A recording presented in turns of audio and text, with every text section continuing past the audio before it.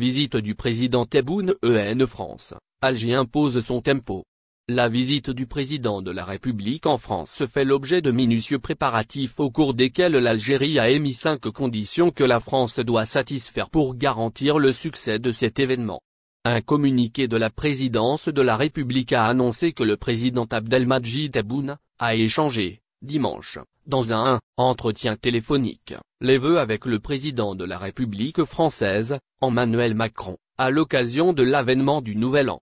Le document précise que l'entretien a également porté sur la visite attendue du président de la République, Abdelmadjid Tebboune, en France, ainsi que les relations bilatérales.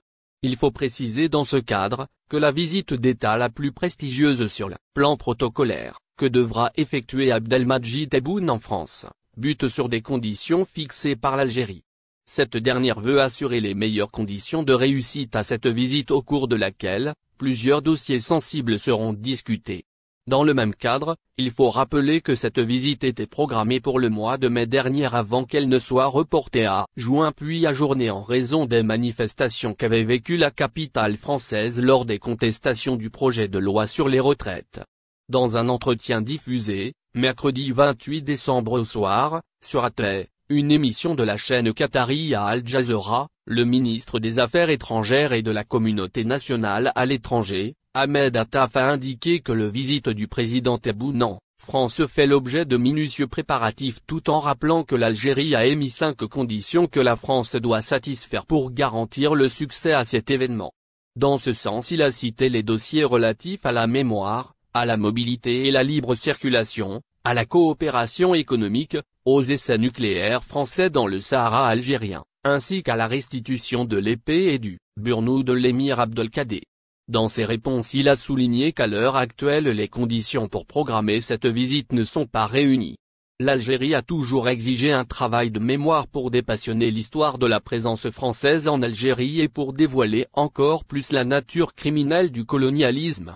Malgré une volonté française exprimée lors de la dernière visite d'Emmanuel Macron en Algérie et la mise en place d'une commission bipartite d'écriture de l'histoire, certaines archives détenues par la France restent inaccessibles pour les historiens.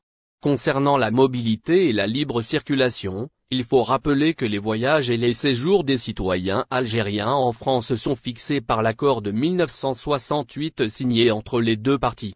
Or, depuis l'adoption, il y a quelques jours, par le Parlement français de la loi sur l'immigration, des Algériens résidant en France ont émis la crainte de subir la xénophobie affichée par l'extrême droite qui a apporté son soutien au projet de loi présenté au vote du Parlement français.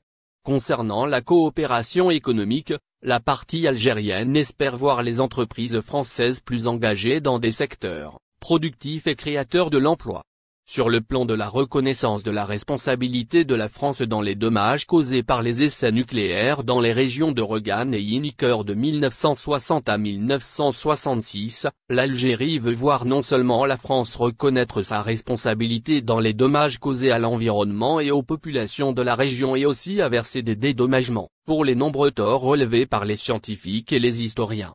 Le chef de la diplomatie nationale a par ailleurs évoqué la restitution de l'épée et le burnou de l'émir Abdelkader que l'Algérie réclame et que la partie française continue de refuser en arguant le vote d'une loi permettant la restitution de ces symboles, ce qui semble n'être qu'un subterfuge et un argument non valable pour refuser ce droit à l'Algérie. Au mois d'août dernier, le président Tebboune avait déclaré lors d'une rencontre avec les représentants des médias nationaux que sa visite en France était toujours maintenue, mais qu'une visite d'État doit répondre à des conditions.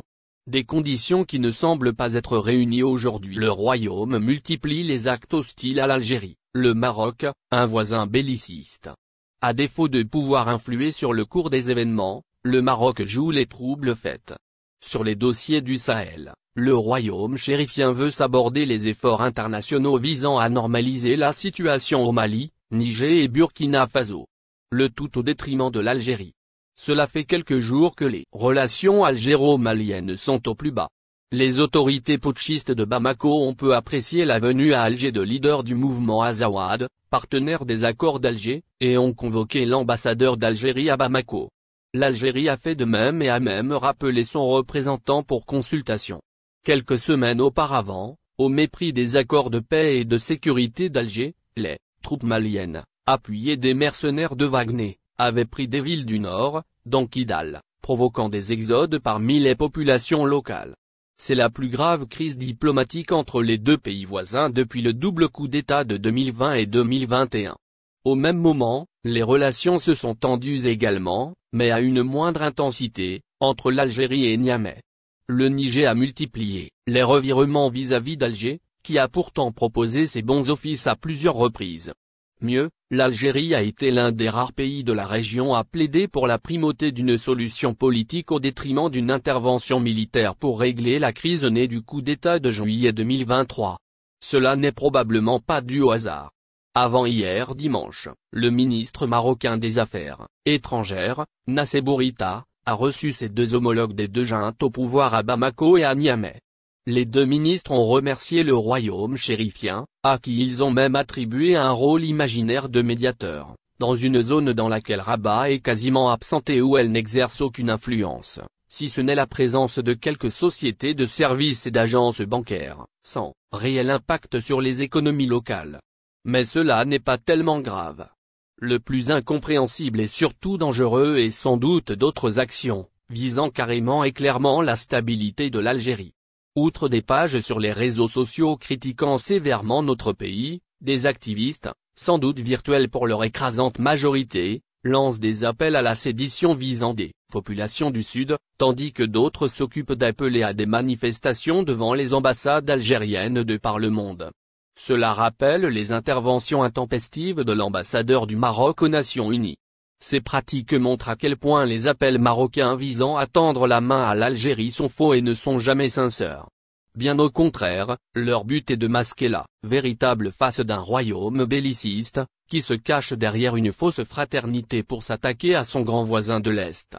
Les dirigeants marocains sont visiblement animés de la plus mauvaise des intentions envers l'Algérie, cela se démontre de jour en jour, même si comme à chaque fois, le poulet n'est pas donné. Sortie lunaire d'un responsable d'Air Algérie. Les repas servis à bord des avions sont bien plus qu'une simple nécessité nutritionnelle. Ils représentent une part essentielle de l'expérience de voyage des passagers, contribuant ainsi à forger la réputation des compagnies aériennes. Récemment, un responsable d'Air Algérie a suscité l'attention en réagissant de manière inhabituelle aux critiques sur les repas servis par la compagnie, en parlant du poulet, qui est souvent servi à bord des vols. L'identité de cette compagnie nationale est étroitement liée à la générosité et à la qualité de ses repas à bord. Cependant, malgré les éloges, des critiques persistantes émergent, surtout concernant l'abondance de plats à base de poulet. Dans une entrevue accordée au site Low Cost Voyage, Amine Andalousi, directeur de communication d'Air Algérie, a répondu aux critiques en expliquant que la compagnie propose une variété de formules, incluant du poulet, de la viande rouge et du fromage. Selon lui, certains passagers semblent mécontents des repas proposés par Air Algérie, même si la concurrence n'offre pas nécessairement une alternative plus attrayante. Monsieur Andalousi souligne que la compagnie propose des repas complets, adaptés à la classe du passager. Ainsi, un voyageur en classe économique ne recevra pas le même repas qu'un passager en classe affaires ou en première classe. Une distinction qui vise à répondre aux préférences et aux attentes spécifiques de chaque catégorie de voyageurs. La déclaration mémorable du directeur de communication intervient lorsqu'il affirme que même le poulet n'est pas donné. Il met en lumière la réalité économique qui a vu les prix de la volaille augmenter considérablement ces dernières années. Malgré ces défis, Air Algérie maintient son engagement envers la satisfaction des passagers en offrant des repas complets. En comparant la compagnie nationale à ses homologues opérant des vols vers et depuis l'étranger, notamment entre l'Algérie et la France, Monsieur Andalousi défend la position d'Air Algérie.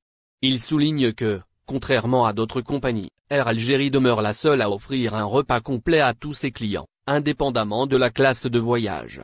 Alors que les critiques fusent, le responsable d'Air Algérie rappelle que la compagnie a maintenu une offre généreuse malgré les défis économiques, soulignant que les passagers d'Air Algérie bénéficient d'une expérience culinaire plus complète par rapport à d'autres transporteurs. Cette déclaration reflète la complexité des choix opérationnels auxquels les compagnies aériennes sont confrontées. Elle souligne également l'engagement d'Air Algérie à maintenir un niveau élevé de satisfaction client, même dans un contexte économique difficile ou le poulet. N'oubliez pas, abonnez-vous à notre chaîne Olive News et activez les notifications pour recevoir nos publications en temps réel.